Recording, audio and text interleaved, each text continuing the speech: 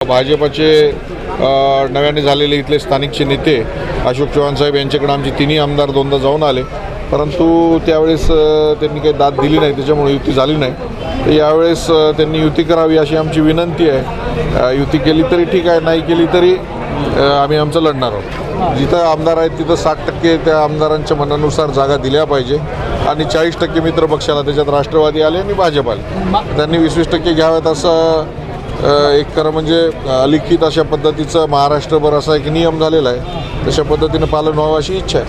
महापालिकेच्या अनुषंगाने शिवसेनेची काय तयारी सध्या? महापालिकेच्या अनुषंगाने शिवसेनेची काय सध्या तयारी? महानगरपालिकेच्या अनुषंगानं दोन्ही उत्तर आणि दक्षिण भागाचे जे आमदार आहेत ते तयारी करत आहेत. पक्ष म्हणून परवाच्या दिवशी आम्ही पूर्ण शहराची बैठक बोलवलेली आहे आणि उत्तर दक्षिण दोन्ही भागातील सर्व जे इच्छुक उमेदवार आहेत यांच्या 17 तारखेपासून मुलाखती चालू होणार आहेत.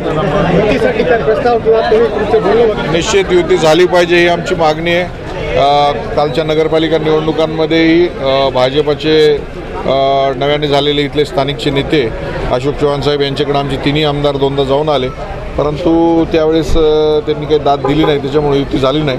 तर यावेळेस त्यांनी युती करावी अशी आमची विनंती आहे. युती केली तरी ठीक आहे, नाही केली तरी आम्ही आमचं लढणार आहोत. किती जागा तुम्ही मागितली किंवा किती जागेची तयारी? नाही, अजून कुठल्या प्रकारची बोलणी झालेली नाही. 17 तारखेच्या नंतर बोलणी होईल. असा काही फॉर्म्युला आहे जिथे स्थानिक आमदार जे आहेत, जिथं आमदार आहेत तिथं 60% त्या आमदारांच्या मनानुसार जागा दिल्या पाहिजे आणि 40% मित्र पक्षाला, त्याच्यात राष्ट्रवादी आले आणि भाजप आले, त्यांनी 20-20% घ्यावेत असं एक खरं म्हणजे लिखित अशा पद्धतीचं महाराष्ट्रभर असा एक नियम झालेला आहे. तशा पद्धतीनं पालन व्हावं अशी इच्छा आहे. तुमचा अनुभव आहे अशोक चव्हाण करतील युती आतापर्यंत तुमचा? नाही, माझा अनुभव तो मागच्या 40 वर्षातला वेगळ्या प्रकारचा आहे, त्याच्यामुळं मला असं वाटत नाही. कारण नांदेड शहरामधल्या सर्व मालमत्ता आणि त्या मालमत्ता विक्री आणि त्या BOT करणं आणि ते बांधकाम खाजगी लोकांना दिलं आणि त्यातून निर्माण होणारा पैसा हा महत्त्वाचा विषय आहे त्याच्यासाठी. तर त्याच्यामुळं मला काही वाटत नाही ती युती करतील असं. भाऊ, काल परत अशोक चव्हाणांनी मुलाखती घेतली होती, आता नंतर आज काल जे आहे खासदार गोपछडे यांनी मुलाखत काय? आता त्यांच्या पक्षाचा अंतर्गत भाग आहे, कारण गोपछडे हे संघाचे कार्यकर्ते आहेत. लहानपणापासून त्यांना मी काम करताना बघितलेलं आहे आणि आता कसं आहे की कानामागून आली आणि तिकट झाली असं जर झालं तर कोणालाही साहजिक जे अनेक वर्षापासून काम करतात त्यांना नाराजी वाटते.